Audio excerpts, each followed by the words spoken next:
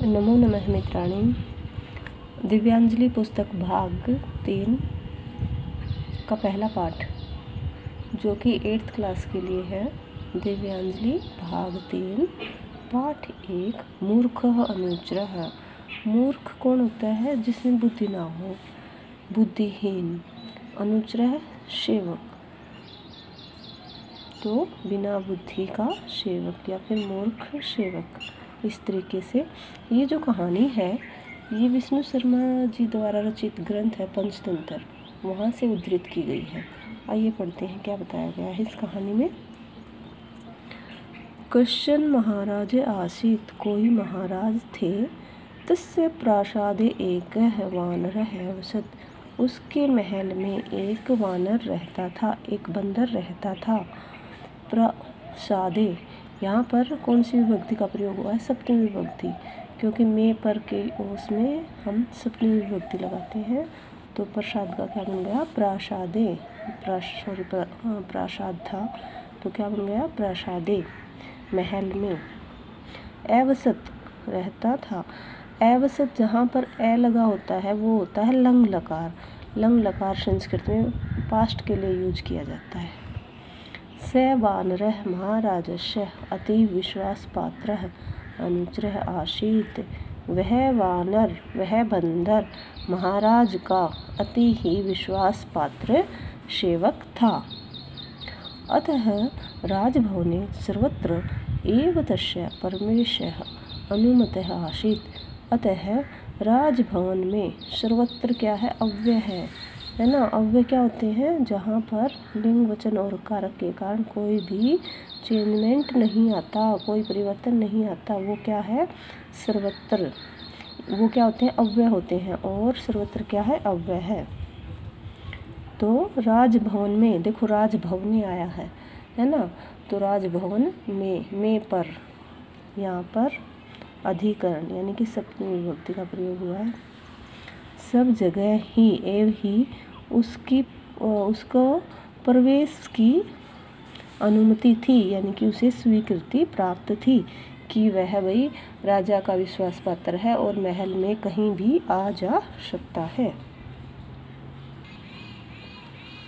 एकदा महाराज शयन कक्षे शौपिति सम, एक बार महाराज शयन कक्ष में सो रहे थे। शयन कक्षे सप्तमी विभक्ति अगेन। वानरः अपि तत्र आगत्य महाराजस्य समीपे एव उपाविशत्, वानर भी वहाँ आकर महाराज के समीप ही बैठ गया। वैजनेन च वीजनम प्रारभत, और उसने क्या किया? पंखे से या फिर बीजने से हवा करनी शुरू कर दी। ठीक है।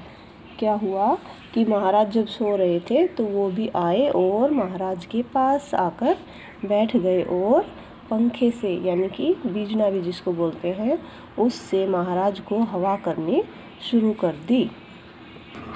आगे पढ़ते हैं। अत्रांतरे महाराजस्य वक्षस्थले एका मक्षिका उपाविशत्, इसी बीच महाराज के वक्षस्थले, यहाँ पर भी सप्तमी विभक्ति का प्रयोग हुआ है, अधिकरण। महाराज की छाती पर एका मक्षिका, देखो वानर आया था तो क्या था? एक है, और अब ये क्या है? स्त्रीलिंग है तो यहाँ पर क्या आया? एका। तो इसी तरीके से होता है, यदि पुल्लिंग है तो एकः, स्त्रीलिंग है तो एकाः, और यदि जैसे पुष्पम है, नपुंसकलिंग है तो उसके लिए एकम, एकम पुष्पम। ठीक है। काउंटिंग में संस्कृत में ऐसे होता है, सबके लिए अलग यूज होता है, ऐसे नहीं सबके लिए एक बोल दिया। एकः, एका, एकम, पुल्लिंग, स्त्रीलिंग और नपुंसकलिंग के लिए एकः, एका, एकम। ठीक है भाई। एका मक्षिका उपाविशत्, एक मक्खी बैठ गई। वानरः वैजनेन ताम दूरीकृतुं पुनः पुनः प्रयत्नम् अकरोत्, वानर ने बीजने से यानी कि उस पंखे से उसे दूर करने का बार बार प्रयास किया, बार बार प्रयत्न किया। अकरोत्, किया, पास्ट टेंस। तथापि मक्षिका ततः दूरं न गता, तब भी मक्खी वहाँ से दूर नहीं गई। तदा से मूर्ख वानरः अतीव क्रोधित अभवत्।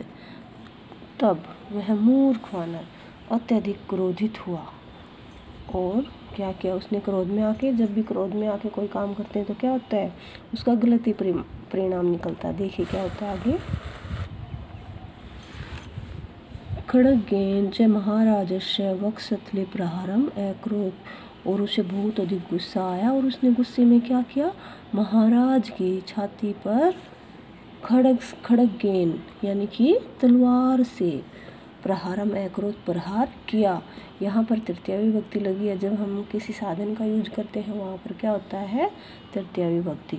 तो बंदर ने क्रोध में आके क्या किया, महाराज की छाती पर तलवार से प्रहार किया।